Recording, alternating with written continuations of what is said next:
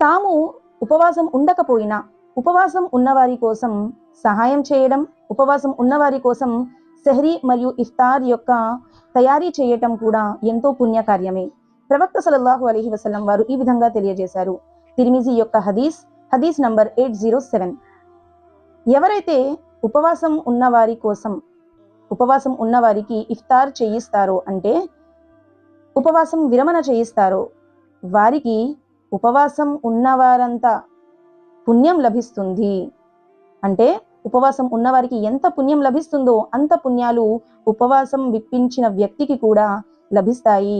ఎలా లభిస్తుంది అంటే, ఉపవాసం ఉన్నవారి పుణ్యాలలో ఎటువంటి తగ్గింపు జరగకుండా ఆ వ్యక్తికి పుణ్యాలు అనేవి సరిసమానంగా లభిస్తాయంట. సుబ్హానల్లాహ్.